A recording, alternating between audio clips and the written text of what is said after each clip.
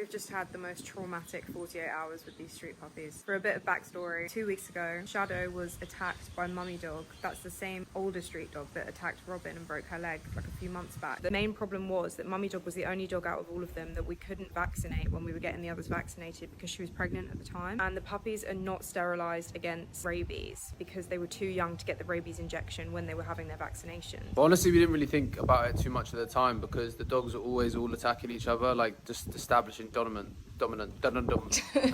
That day, my brother Ali, he actually also got bitten by Mummy Dog because she hasn't been sterilised or vaccinated, sorry. He obviously had to go and get immediate anti-rabies jabs. He also had to have the immunoglobulin Human rabies immunoglobulin serum, which is the only one that's effective quick enough because the jab They only work after 7 days that the antibodies start like working in your body. So the first 7 days you're not protected. So if you've been bitten and you haven't had the vaccine, you have to get that one immediately to protect you for up to those 7 days. But it's been, as I say, 2 weeks since that incident. Everything's kind of calmed down, like there was no issues. Mummy Dog mysteriously disappeared after that incident, which was the only concerning thing. But there were no signs of anything else until the night before last, when Shadow started acting really strangely. We initially thought she was choking because she had some food in her mouth. It looked like she was struggling to breathe. I obviously tried to stop her from choking if that was what was going on, and I tried to look in her mouth to see if anything was choking. Obviously I had saliva on my hands. I wasn't thinking too much about the rabies situation at that time because Mummy Dog's been around here for ages. She's acting like she was, but it didn't really seem like a rabies thing. And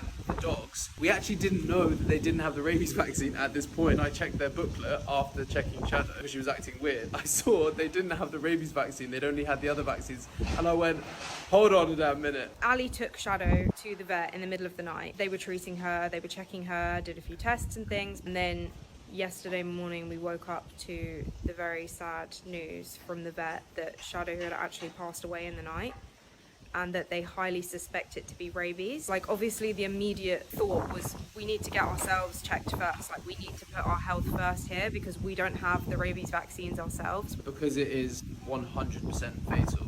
You know, if there's any chance that we could have got it in our system, like that's it. We just had to have full focus on that. We haven't really been able to think about the dog yet, to be honest. We had jabs in our arms initially, and then we went back later in the middle of the night actually to get also the immunoglobulin, however the fuck you say it, which was the most uncomfortable experience I've ever had in my life. I had a full-on anxiety attack. They were literally giving me oxygen. We're going to be a bit more careful going forward with how we care for these dogs. Just feel very sorry for Shadow. She was such a good little puppy. Our sisters are going to miss her. Aren't you, Bobbin?